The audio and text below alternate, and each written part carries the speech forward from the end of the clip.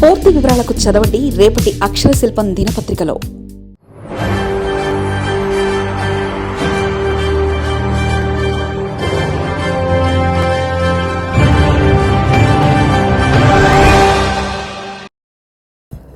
పాకిస్తాన్కు జల దిగ్బంధం, భారత్ వ్యూహాత్మక కఠినమైన చర్యలు, సింధు నది నీటి మళ్లింపుకు శరవేగంగా అడుగులు, 2 ఏళ్లలో దయాది దేశానికి ప్రవాహం బంద్, అంతర్జాతీయ మధ్యవర్తిత్వం కోర్టు తీర్పు, ఆ తీర్పును తోసిపుచ్చిన విదేశాంగ శాఖ, భారతదేశ సార్వభౌమత్వానికి నిరంతరం భంగం కలిగిస్తూ సరిహద్దుల్లో ఉగ్రవాదాన్ని పెంచి పోషిస్తున్న దాయాది దేశం పాకిస్తాన్కు బుద్ధి చెప్పేందుకు కేంద్ర ప్రభుత్వం అత్యంత వ్యూహాత్మక కఠినమైన చర్యలకు శ్రీకారం చుట్టింది.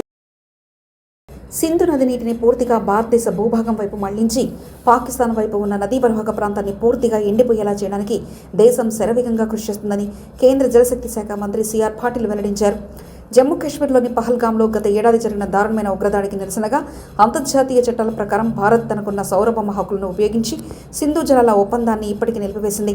ఈ వ్యూహాత్మక ప్రాజెక్టు పురోగతిపై కేంద్ర ప్రభుత్వం ప్రత్యేక దృష్టి సారించింది. ప్రధాని నరేంద్ర మోదీ ఆదేశాల మేరకు కేంద్ర హోంమంత్రి అమిత్ షా స్వయంగా ఈ వ్యవహారాన్ని పర్యవేక్షిస్తున్నారు. అత్యంత కష్టతరమైన భౌగోళిక ప్రాంతాల్లో కఠినమైన ఇంజనీరింగ్ ప్రాజెక్టులను భారత్ అమలు చేస్తుంది. రాబోయే 1.5 నుండి 2 సంవత్సరాల్లో పాకిస్తాన్కు సింధు నది జలాల ప్రవాహం పూర్తిగా ఆగిపోతుందని, భవిష్యత్తులో ఒక్క చుక్క నీరు కూడా అక్కడికి వెళ్లకుండా జలదిగ్బంధం చేయడం ఖాయమని కేంద్ర జలశక్తి శాఖ ధీమా వ్యక్తం చేసింది. సరిహద్దు ఉగ్రవాదానికి పాకిస్తాన్ తన మద్దతును విశ్వసనీయంగా తిరుగులేని విధంగా విరమించుకునేంత వరకు 1960 సెప్టెంబర్ 19న కుదిరిన చారిత్రాత్మక సింధు జలాల ఒప్పందాన్ని పునరుద్ధరించే ప్రసక్తి లేదని భారత్ తేల్చి చెప్పింది. భారతదేశం తీసుకున్న ఈ చారిత్రాత్మక నిర్ణయాన్ని తట్టుకోలేక అంతర్జాతీయంగా ఒత్తిడి తెచ్చేందుకు పాకిస్తాన్ చట్టవిరుద్ధంగా ఒక మధ్యవర్తిత్వ న్యాయస్థానాన్ని ఆశ్రయించింది. అయితే ఆ సంస్థ ఉనికిని, అది ఇచ్చే ఏ తీర్పులను భారతదేశం మొదటి నుంచి తిరస్కరిస్తూనే ఉంది. గత నెల మే 15న ఈ చట్టవిరుద్ధ మధ్యవర్తిత్వ న్యాయస్థానం సింధు జలాల ఒప్పందం యొక్క సాధారణ వ్యాఖ్యానం, గరిష్ట లోతు పరిమితికి సంబంధించి జారీ చేసిన తాజా తీర్పును భారతదేశం చెల్లనిది, శూన్యమైనదిగా ప్రకటించింది.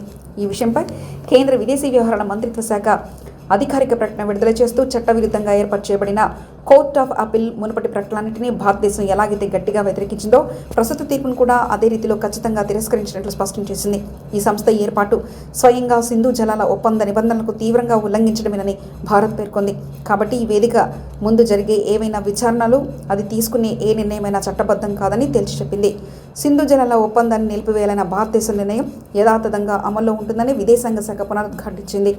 గతంలో కూడా జమ్మూ కాశ్మీర్లోని కిషన్ గంగా, రాట్లే జల విద్యుత్ ప్రాజెక్టులపై ఈ సంస్థ ఇచ్చిన అనుబంధ అవార్డును విదేశాంగ మంత్రిత్వ శాఖ తీవ్రంగా తప్పుపట్టింది. ప్రపంచ ఉగ్రవాదానికి కేంద్రంగా మారిన పాకిస్తాన్ తన జవాబుదారి నుంచి అంతర్జాతీయ సమాజం దృష్టిని మళ్లించడానికి చేస్తున్న నిస్సహాయ ప్రయత్నాలు, నాటకాలు భారత్ వీటిని అభివర్ణించింది. సరిహద్దుల్లో శాంతి నెలకొనేంత కాలం పాకిస్తాన్ నీటి ప్రవాహాన్ని ఆపేయాలన్న భారత సంకల్ప దేశ రక్షణ వ్యూహంలో ఒక మైలురాయిగా నిలనుంది. నీరు లేక పాకిస్తాన్ విలువలాడక తప్పదని విశ్లేషకులు భావిస్తున్నారు. కేంద్ర ప్రభుత్వం తీసుకున్న ఈ కఠిన నిర్ణయంతో పాకిస్తాన్లో తీవ్ర ఆర్థిక, సామాజిక సంక్షేమంలో మునిగిపోయే ప్రమాదం ఉందని అంతర్జాతీయ నిపుణులు హెచ్చరిస్తున్నారు. పాకిస్తాన్ వ్యవసాయ రంగం, త్రాగునీటి అవసరాలు పూర్తిగా ఈ నదీ జలాలపై ఆధారపడి ఉన్నాయి.